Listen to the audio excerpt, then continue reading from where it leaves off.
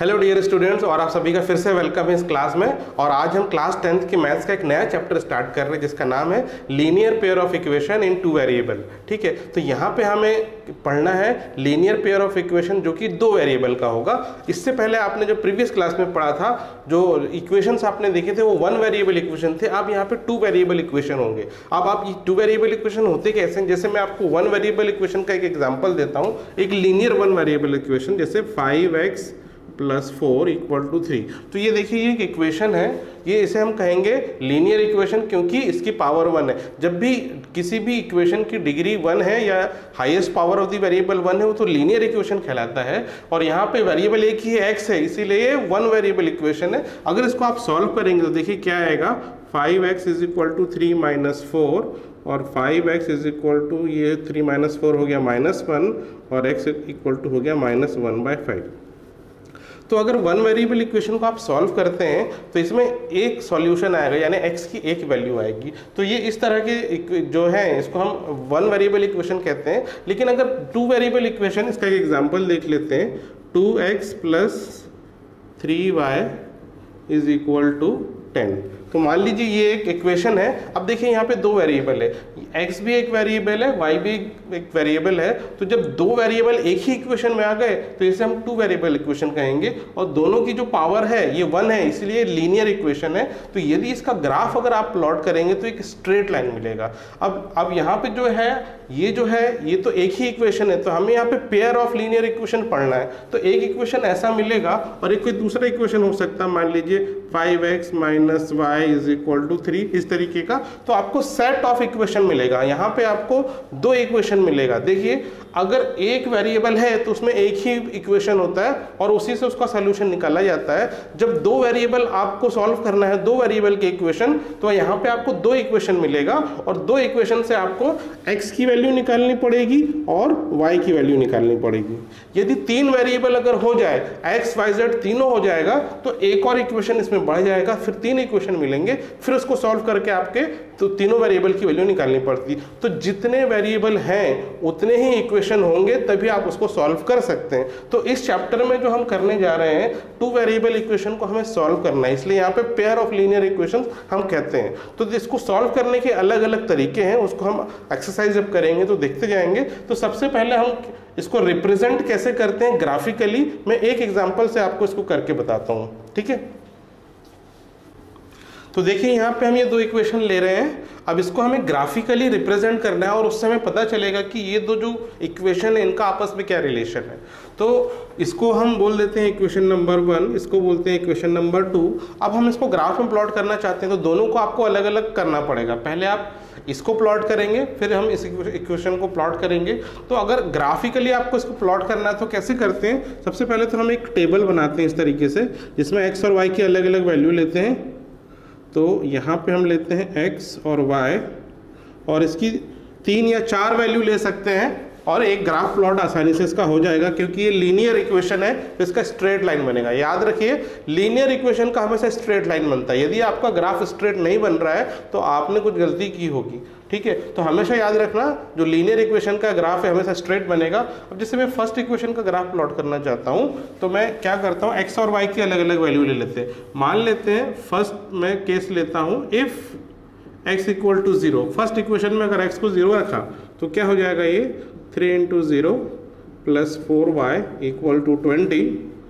4y 3 × 0 तो 0 हो गया, यहाँ 4y बच्चा और ये 20 और y = 20/4 हो जाएगा, तो y हो गया 5। ठीक है, यानी जब x होगा 0, y की वैल्यू आएगी 5। तो यहाँ पे हम एक पॉइंट लिख लेते हैं 0 और 5। ठीक है, तो ये जो पॉइंट है इसका सॉल्यूशन है, ये लीनियर पेयर का सॉल्यूशन आपने प्रीवियस क्लास यानी 9th क्लास में किया भी है, इसका ग्राफ भी बनाया है। तो ये उसी का ही एक्सटेंशन है, लेकिन पिछली क्लास में आपने एक ही इक्वेशन को सॉल्व किया था, यहाँ पे ये पेयर ऑफ इक्वेशन है। तो देखिए, तो ये एक पॉइंट मिला इसका। अब दूसरा लेते हैं, इफ x = 4। यदि x = 4 है तो देखिए अब क्या सॉल्यूशन आएगा इसका, 3 × 4 + 4y = 20। अब देखिए क्या हो गया, 3 × 4 = 12 + 4y = 20 एंड 4y = 20 - 12 और 4y = ये हो गया 8 और y हो गया 8/4 और ये कट जाएगा तो y की वैल्यू आ रही है 2। तो देखिए जब x होगा 4 तो y की वैल्यू आ रही है 2, तो यहाँ पे हम लिख लेते हैं x को 4 और y 2। ठीक है, तो 2 पॉइंट हमको मिल गए, एक पॉइंट और लेना है तो मैं एक पॉइंट और ले रहा हूँ। If x is equal to 8, ठीक है, यदि x 8 है इस इक्वेशन में तो क्या हो जाएगा, देखिए 3 × 8 plus 4y is equal to 20। 3 8 जा 24 होता है, ये 4y फिर ये 24 को इधर ले आओ तो 4y is equal to 20 minus 24, तो 4y is equal to -4। 20 minus 24 -4 होगा, फिर 4 को यहाँ डिवाइड कर दो, -4/4, तो y क्या हो गया -1। तो यदि x है +8 तो y मिल रहा है आपको -1, तो एक पॉइंट यहाँ ले लेते 8 और y आ रहा है -1। तो ये 3 पॉइंट काफ़ी है एक ग्राफ को प्लॉट करने के लिए। अब मैं इसको रब कर रहा हूँ यहाँ पे, फिर इसका हम एक ग्राफ प्लॉट करेंगे। ठीक है, तो मैं यहाँ पे एक ग्राफ प्लॉट कर लेता हूँ। ठीक है, तो ये जो हमने टेबल बनाया फर्स्ट के लिए बनाया, फर्स्ट इक्वेशन के लिए, तो ग्राफ प्लॉट करने से पहले, क्योंकि फिर यहाँ फिर मैं भर जाएगा ये बोर्ड, तो मैं क्या कर रहा हूँ सेकंड के लिए भी पहले टेबल बना लेते हैं। तो पहले के लिए ये टेबल बना, सेकंड के लिए भी आप टेबल बना लेते हैं। इसकी 2-3 वैल्यू ले लेते हैं हम,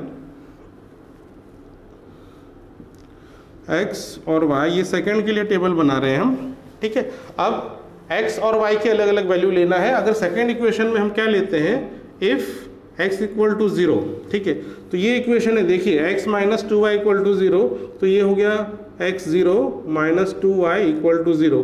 अब 0 की तो कोई वैल्यू होती नहीं है, अब यहाँ क्या बचा, -2y बचा इक्वल टू 0। अगर ये -2 को 0 के नीचे ले जाएंगे तो क्या हो जाएगा, 0/-2, और 0 में कुछ भी डिवाइड करेंगे तो 0 ही होता है, तो y भी 0 आ जाएगा। यदि x 0 है तो इसका मतलब है कि y भी 0 आएगा, तो इसका एक पॉइंट मिल गया x0 y0। ठीक है, तो ये पहला एक हमें पॉइंट मिल गया। दूसरा पॉइंट ले लेते हैं, हम ले लेते हैं x इज इक्वल टू 4। ठीक है, जब x 4 है तो यहाँ क्या हो जाएगा, देखिए equation 4 minus 2y equal to 0। अब क्या लिख सकते हैं हम इसको, 4 इक्वल टू 2y को इधर ले आओ तो ये 2y, फिर 2 को 4 के नीचे ले आओ, फिर ये हो गया y, ये कट जाएगा, 2 इज इक्वल टू y हो गया कट के, फिर y इक्वल टू 2 भी लिख सकते हैं इस तरीके से। तो जब x होगा 4, y होगा 2। ठीक है, तो x है यहाँ पे 4 और y है 2, तो ये 2 पॉइंट हो गए इसके। अब एक पॉइंट कोई और ले सकते हैं इसका, तो मान लें हम कौन सा पॉइंट ले लें, x इक्वल टू 6 ले लेते हैं, x इक्वल टू 6। अगर x 6 है तो ये देखिए क्या बन जाएगा, 6 माइनस 2y इक्वल टू 0, फिर 6 इज इक्वल टू 2y को आप राइट में ले जाएंगे तो ये ऐसा हो गया, फिर 2 को यहाँ नीचे ले जाएंगे तो 6/2, और ये y ये से कट जाएगा, 2 3 जा 6 होता है, तो y हो गया 3। तो देखिए आपको x मिला 6, y मिला 3, तो 3 पॉइंट मिल रहे हैं। जब x होगा 6, y हो गया 3। तो ये जो 3 पॉइंट इसके हैं सेकंड इक्वेशन के, और ये 3 पॉइंट फर्स्ट इक्वेशन के लिए, तो तीनों के लिए अब हम क्या करेंगे, इसको ग्राफ में प्लॉट करेंगे। ठीक है, तो यहाँ अभी मैं एक रफ बना रहा हूँ, लेकिन जब आप ग्राफ प्लॉट करें तो ग्राफ पेपर में ही करें। ठीक है, ग्राफ पेपर में क्या है, आपको सही पॉइंट मिलेगा, इक्वल डिस्टेंस पे आप उसको डिविजन्स बनाएंगे तो आपको सही जो है स्ट्रेट लाइन मिलेगा। रफ बनाने में कभी कभी गलतियाँ हो जाती है, तो मैं कोशिश करता हूँ उसको सही तरीके से बनाने के लिए। तो ये देखिए, ये y एक्सिस हो गया, ये x एक्सिस हो गया। आपको नंबर ऑफ डिवीजन कितने लेने हैं देखना पड़ेगा। देखिए x एक्सिस में 8 तक है मैक्सिमम, y एक्सिस में 5 तक है, यहाँ भी x में 6 है, y 3 है, तो x में आपको कम से कम 8 डिवीजन रखना है पॉजिटिव साइड में। देखिए 1 2 3 4 5 6 7 8, तो मैं 8 डिवीजन बना रहा हूँ, 1 2 3 4 5 6 7 8। y में कितना, कम से कम मुझे y में 5 डिविजन्स चाहिए, 1 2 3 4 5 6 तक लिख लेते हैं, 1 2 3 4 5 6। माइनस में भी हमको चाहिए तो मैं -1 और -2 ले लेता हूँ। ऐसे ही आप x में भी माइनस वाले पॉइंट ले सकते हैं, हालांकि यहाँ पे माइनस वाला नहीं है x में। तो देखिए अब कैसे, सबसे पहले मैं इसके लिए ग्राफ प्लॉट करूँ तो पहला पॉइंट क्या है, x0 और y5, यानी x तो 0 है, ये 0 पॉइंट है, और y में यहाँ 5, तो एक पॉइंट आपको ये मिलेगा, ये है x0 और y5, ठीक है।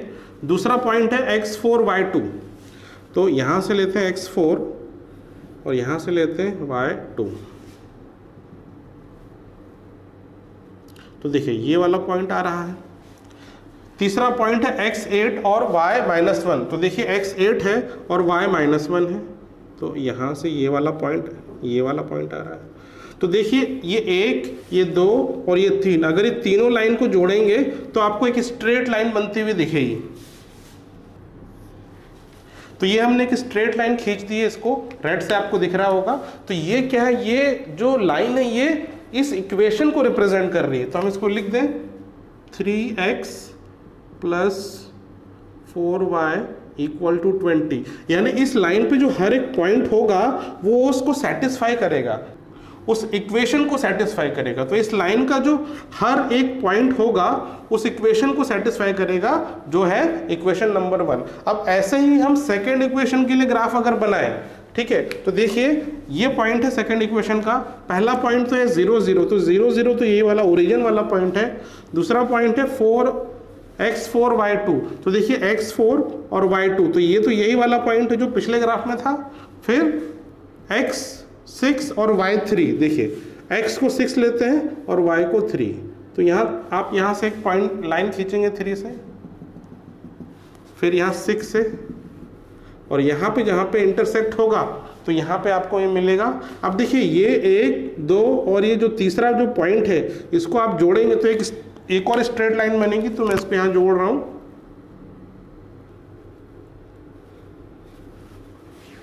तो देखिए ये दूसरी स्ट्रेट लाइन है, इसको ब्लैक से मैंने बनाया है। तो ये जो स्ट्रेट लाइन है क्या रिप्रेजेंट कर रही है, ये वाला इक्वेशन x - 2y = 0, ठीक है। तो अब देखिए इसका मतलब क्या है कि ये दो जो है लाइन एक दूसरे को एक पॉइंट पर कट कर रही है। ये कौन सा पॉइंट है, देखिए ये वाला पॉइंट है। इस पॉइंट में x की क्या वैल्यू है 4 और y की क्या वैल्यू है 2। तो जिस पॉइंट पे ये दोनों लाइन आपस में कट करेंगे एक दूसरे को, यही इन दोनों लीनियर पेयर के इक्वेशन का जो सॉल्यूशन होगा। तो इसका जो सॉल्यूशन आपको पूछा जाए कि क्या है, तो ये वाला पॉइंट जिस पॉइंट पे वो इंटरसेक्ट कर रहा है उस पे x की क्या वैल्यू है 4, तो इस दोनों इक्वेशन का सॉल्यूशन क्या होगा, x = 4 और y = 2। तो अगर दो लाइन आपस में इंटरसेक्ट करेगी और जिस पॉइंट पे करेगी वही जो पॉइंट होता है वो उसका सॉल्यूशन होता है।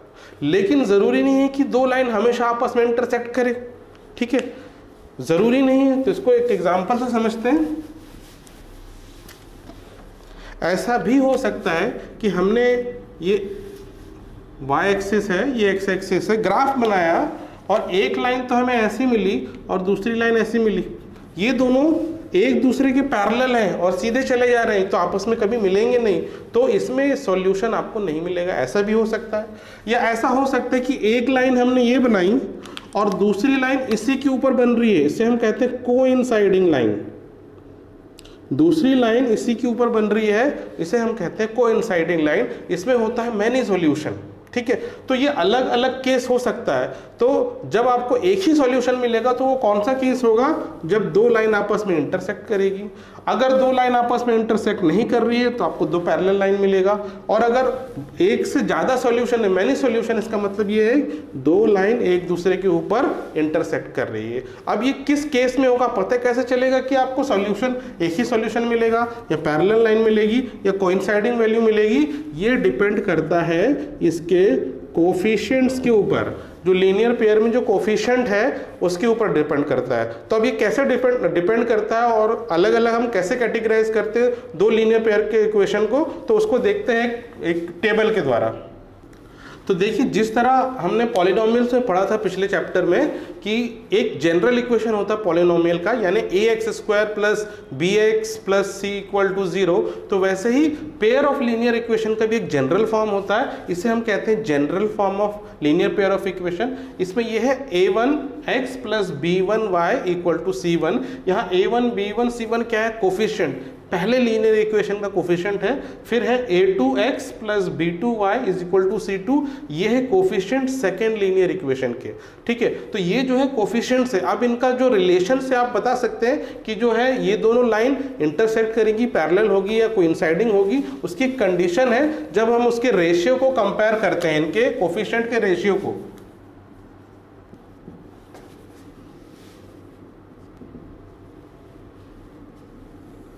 तो देखिए ये है comparison of ratio of coefficient and type of line. तो यदि इफ पहला कंडीशन देखिए, if a1 upon a2 is not equal to b1 upon b2। a1 किसका कोफिशिएंट है? पहले वाले जो लीनियर इक्वेशन है उसके x का कोफिशिएंट, फिर ये दूसरे का कोफिशिएंट, इन दोनों का रेशियो और इसका y वाला जो कोफिशिएंट है, इनका रेशियो अगर इक्वल नहीं है तो आपको मिलेगा क्या, कैसा line? Intersecting line.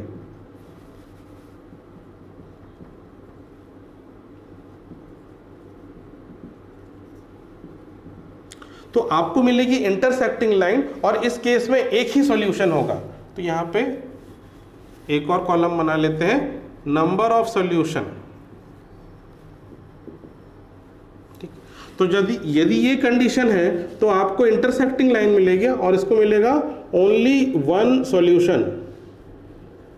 One solution का मतलब है x और y की एक ही वैल्यू ऐसी होगी जो दोनों इक्वेशन को सेटिस्फाई करेगी। ठीक है, अब देखते हैं second.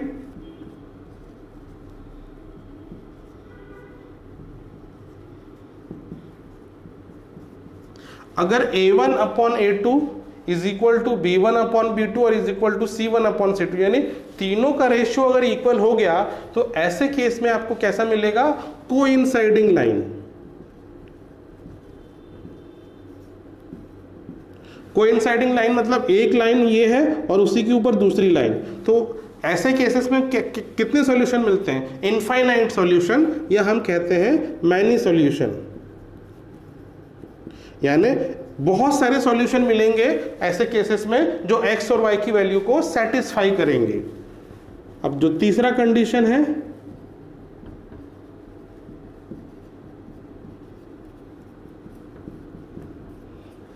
a1 upon a2 equal to b1 upon b2 and it is not equal to c1 upon c2, यानी ये दो तो इक्वल है बट ये इक्वल नहीं है। यदि ये कंडीशन है तो आपको कैसी लाइन मिलेगी? आपको दो पैरेलल लाइन मिलेगी जो आपस में कभी मिलेंगी नहीं। और अगर दो लाइन आपस में कभी मीट ही नहीं करेंगी तो कभी भी आपको x और y का वो पॉइंट नहीं मिलेगा, ये मीटिंग पॉइंट। तो इसका मतलब है इसमें कोई सॉल्यूशन नहीं मिलेगा, नो सॉल्यूशन। ठीक है, तो ये हुआ types of linear pair of line जिसकी ये कंडीशन है। तो इसका एप्लीकेशन सेकंड एक्सरसाइज में, उसको हम जब वो एक्सरसाइज करेंगे तो उसको मैं इसका एप्लीकेशन भी आपको बता दूंगा। फिलहाल हम इसका स्टार्ट करते हैं। जो फर्स्ट एक्सरसाइज है दैट इज 3.1 एक्सरसाइज। तो अब आप एक्सरसाइज नंबर 3.1 स्टार्ट करते हैं। तो देखिए फर्स्ट क्वेश्चन है इस एक्सरसाइज का, Aftab tales his daughter 7 years ago, ठीक है ये अगो है, 7 years ago I was 7 times as old as you were then, and also 3 years from now I shall be 3 times as old as you will be। ठीक है, represent the situation algebraically and graphically. मतलब यहाँ पे एक situation दी है, यहाँ पे आपको पहले तो इस सिचुएशन को एल्जेब्रिकली मतलब आपको इक्वेशन बनाना है, 2 इक्वेशन बनाना है, उसके बाद ग्राफिकली उसको रिप्रेजेंट करना है, बस इतना करना है। तो देखिए यहाँ पे आपको 2 स्टेटमेंट मिल रहा है। एक स्टेटमेंट क्या बोल रहा है? आफ्ताब अपनी बेटी को बोल रहा है कि 7 साल पहले मैं तुम्हारी एज का 7 गुना था। ठीक है, तो देखिए हम ऐसे क्वेश्चंस के लिए, एज वाले क्वेश्चंस के लिए हम कैसे करते हैं सॉल्व। सबसे पहले इसकी प्रेजेंट एंड एज हम इसको मान लेते हैं, क्योंकि एज तो यहाँ कुछ दिया नहीं है। तो हम क्या कहते हैं? लेट प्रेजेंट एज,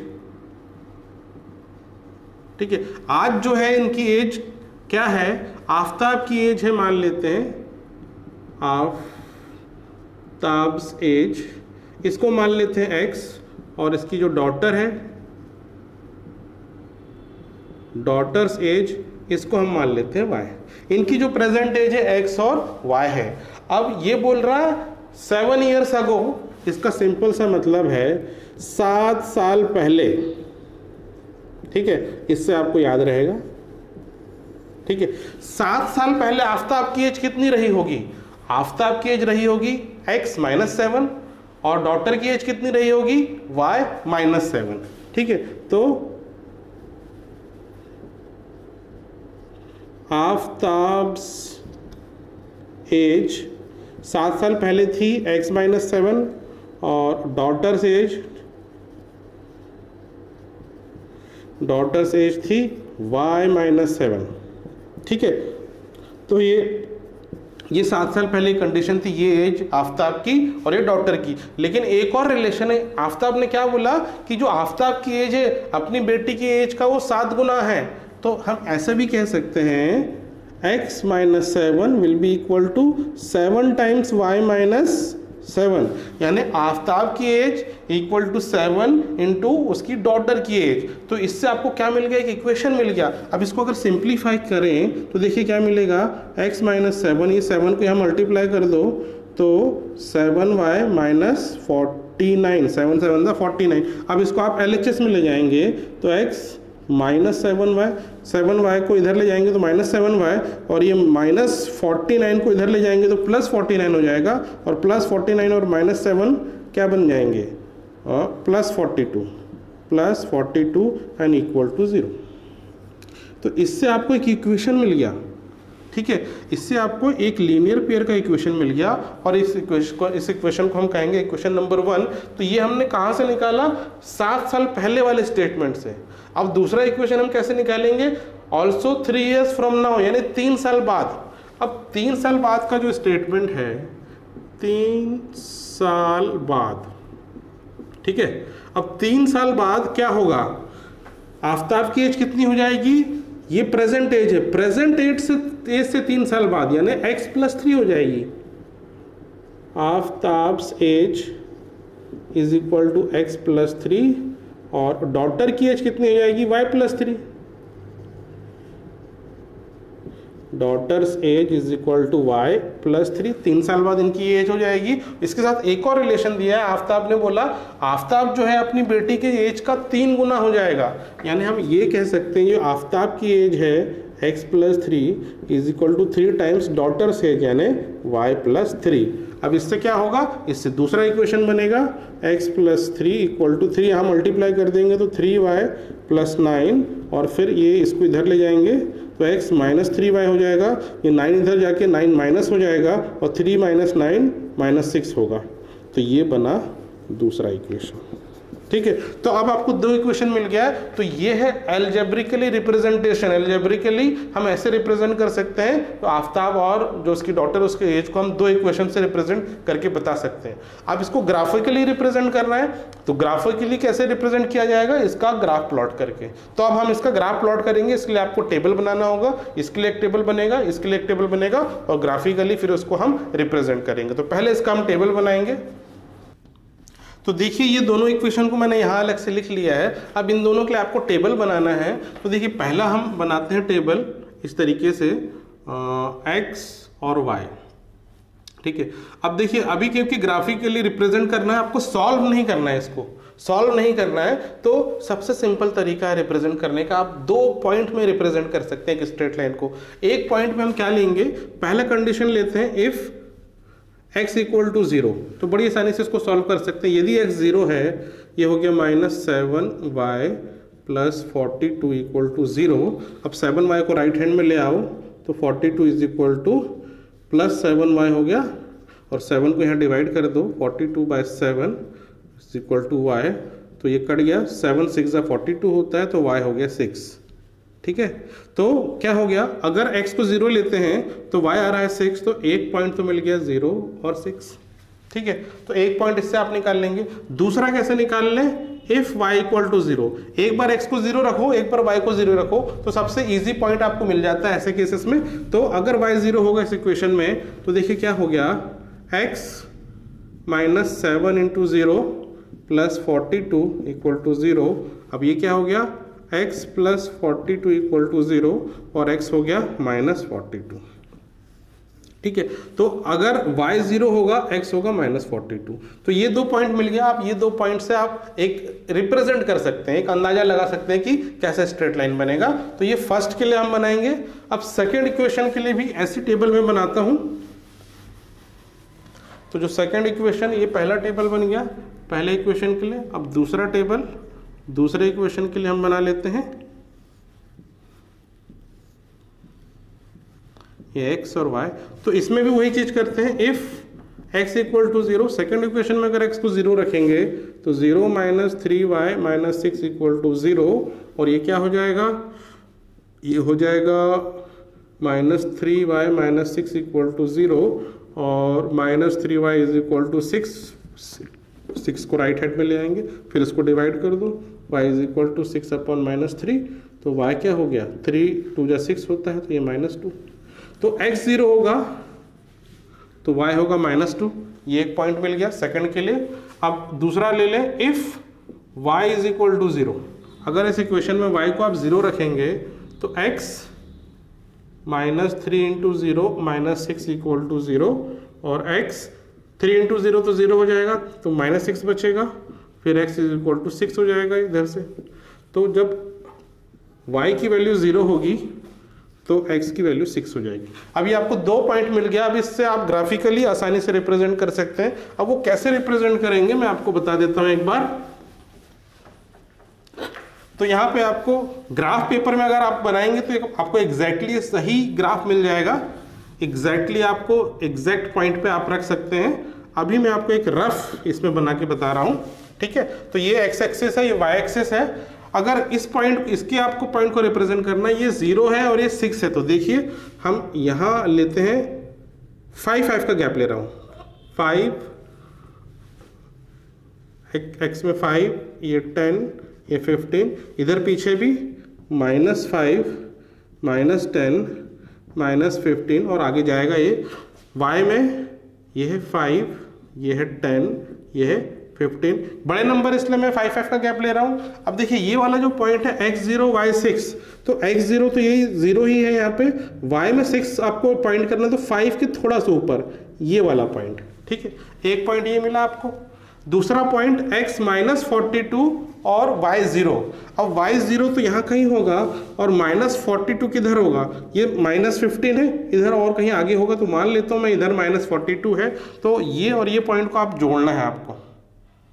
तो देखिए ये आपको एक स्ट्रेट लाइन मिल रही है इस तरीके से, ठीक है। ग्राफ पेपर में आपको एग्जैक्ट मिलेगा, ये इस तरीके से ये स्ट्रेट लाइन है, ये ऐसे जा रही है, ठीक है। तो ये एक लाइन है, ये -42 वाला पॉइंट है, वहाँ आपको और मिलेगा, यहाँ पे जगह नहीं है, लेकिन वहाँ पे हमने मान लिया कि वो -42 है और यहाँ से इसको जोड़ देंगे तो एक लाइन इसकी बन गई इस पॉइंट की। अब इस इक्वेशन की, अब सेकेंड इक्वेशन ये वाला है और इसका ये पॉइंट है 0 -2।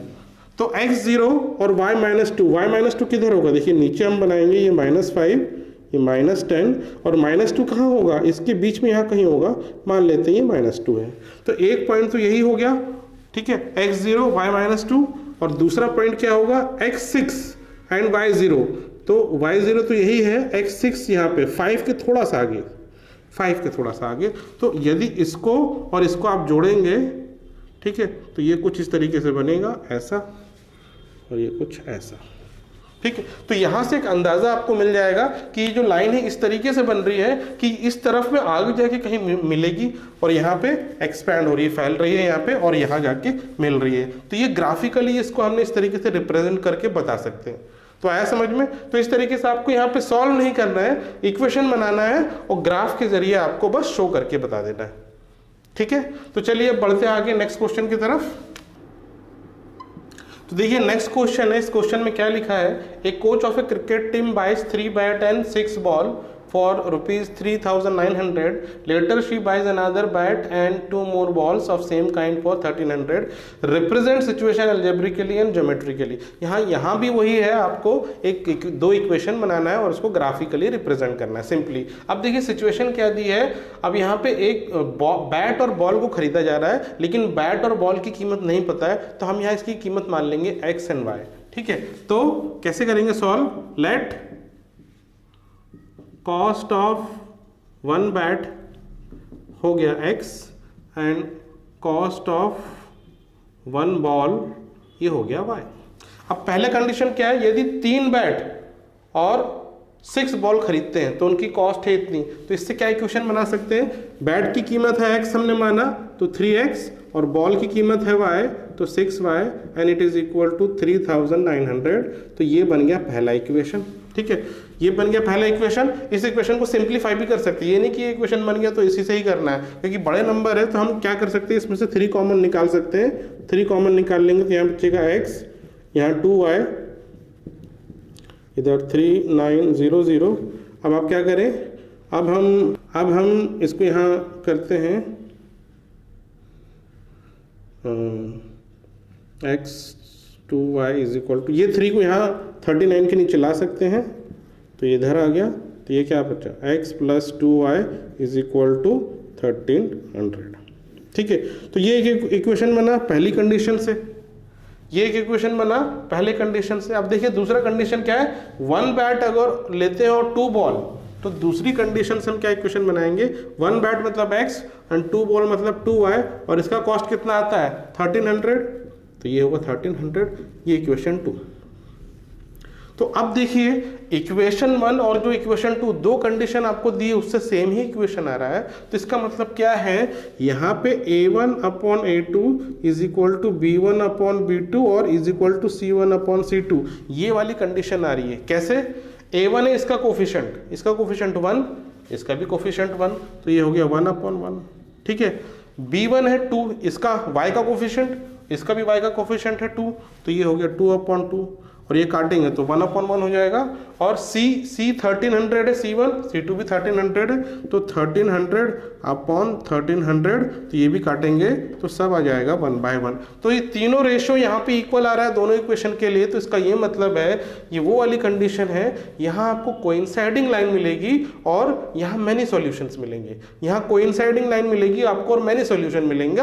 तो ये तो आपने इक्वेशन बना दिया, ये एक ही इक्वेशन होगा इसका, और ग्राफिकली रिप्रेजेंट करेंगे तो एक ही लाइन आप रिप्रेजेंट करेंगे। तो यदि इसका अगर ग्राफ बनाना चाहें तो आपको एक ही ग्राफ दिखाना है और वही दोनों कंडीशन के लिए वो रिप्रेजेंट करेगा। तो देखिए इसका ग्राफ कैसे बनाते हैं, तो देखिए ग्राफ जब बनाना है तो जैसे मैंने पिछले क्वेश्चन में बताया था, आपको x और y को एक एक बार 0 लेना, आपको 2 पॉइंट ईजिली मिल जाएगा। ठीक है, तो ये है x और ये y।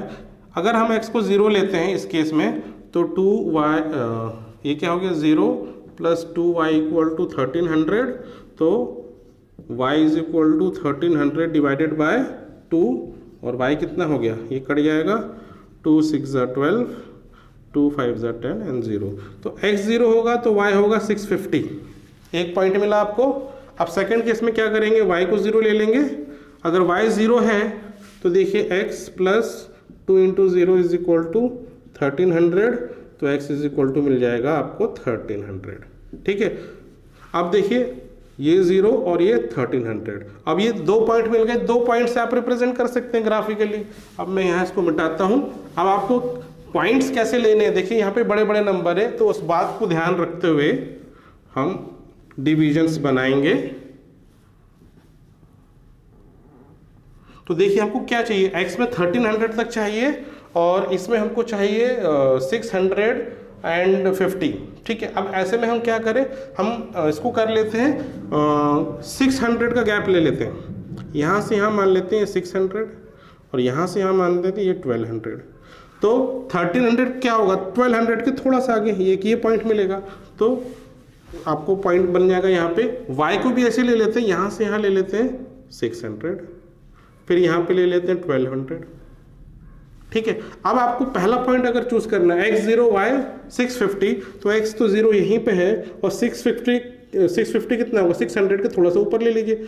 अब आप ग्राफ पेपर लेंगे तो वहाँ एग्जैक्ट आपको मिल जाएगा 650 किधर आ रहा है, अभी हम यहाँ पे अंदाजे से ले रहे हैं। दूसरा पॉइंट कितना हो गया, y0 और x है 1300, तो y0 और ये 1300 इधर आ रहा है, तो एक पॉइंट ये है और एक पॉइंट ये है, तो इनको अगर आप जोड़ दें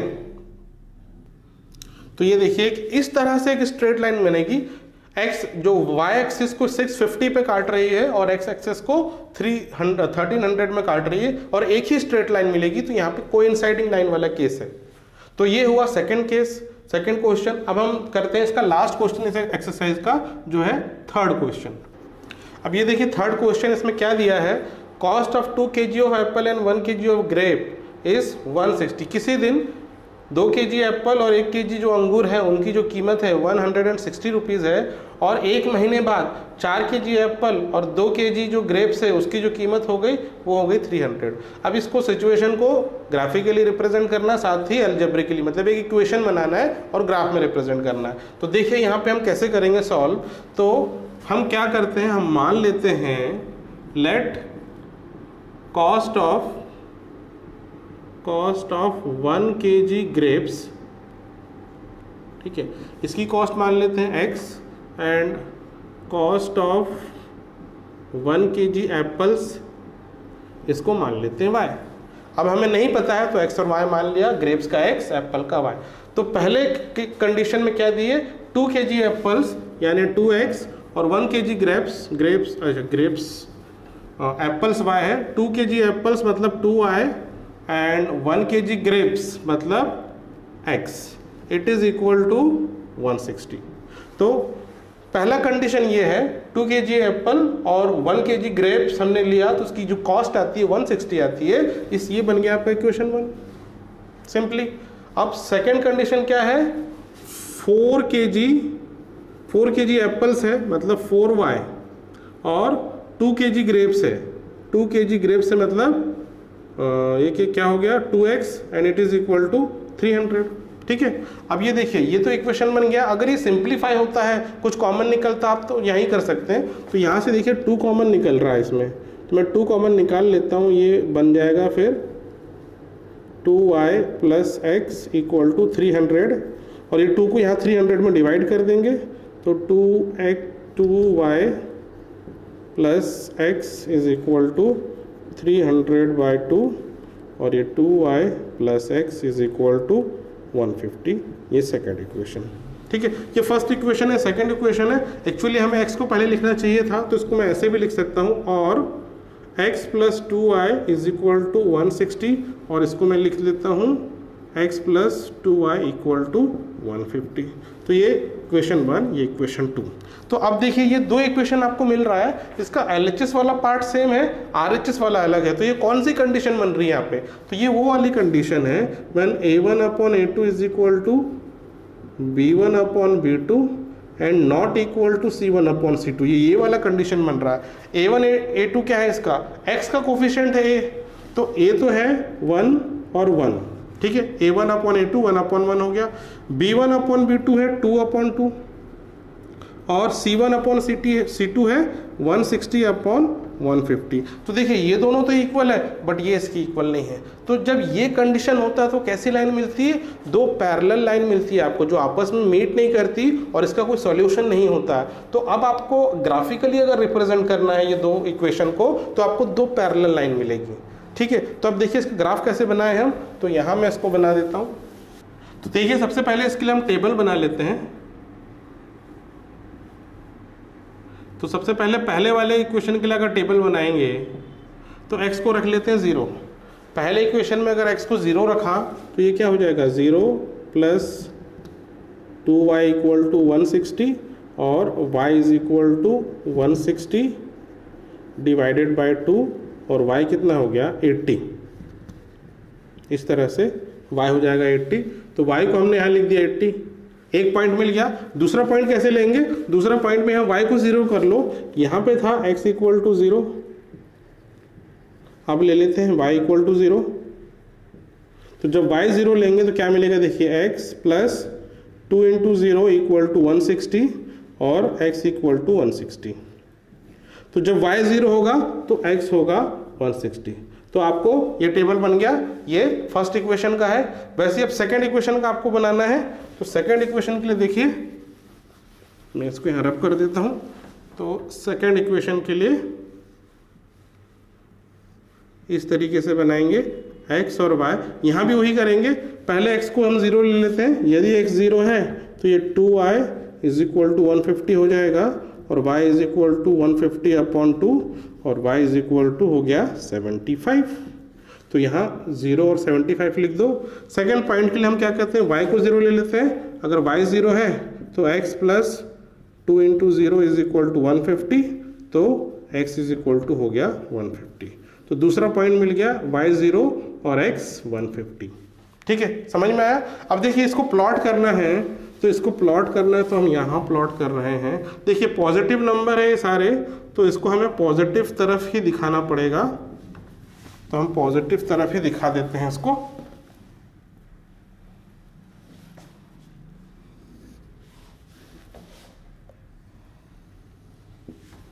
तो ये देखिए ये x एक्सिस है, ये y एक्सिस है। अब पहले इक्वेशन के लिए कौन कितना पॉइंट चाहिए आपको, x में 180 तक जाना है और y में x में 160 और y में आपको जाना है 180 तक, तो 80 तक। तो हम क्या करते हैं 80 का ब्रेक ले लेते हैं इसमें। ये 80 मान लेते हैं, यहाँ पे 80 है और यहाँ से यहाँ है 160। ठीक है, y एक्सिस में इसको मान लेते हैं 80, ये और इसको मान लेते हैं 160। तो जब पहले के लिए आप प्लॉट करेंगे, पहला पॉइंट क्या है देखिए 0 और 80, x 0 और y 80, तो x 0 और y 80 ये वाला पॉइंट मिलेगा। ठीक है, दूसरा पॉइंट y 0 और x 120, तो y 0 और x 160 ये वाला पॉइंट। तो ये लाइन और ये पॉइंट को जोड़ेंगे तो आपको एक लाइन बनेगी, इस तरीके से एक लाइन बनेगी। तो ये वाली लाइन कौन सा इक्वेशन रिप्रेजेंट कर रही है, फर्स्ट इक्वेशन। समझ में आया। अब वैसे ही अगर इसके लिए प्लॉट करेंगे आप, सेकंड इक्वेशन का ये टेबल है, पहला पॉइंट है x 0 y 75, तो x 0 है और y 75 80 के थोड़ा सा नीचे आएगा, इधर ये पॉइंट कहीं मिलेगा। फिर दूसरा पॉइंट क्या है y 0 और x 150, y 0 और x 150, तो 150 160 के थोड़ा सा कहीं पीछे होगा, यहाँ कहीं मान लेते हैं।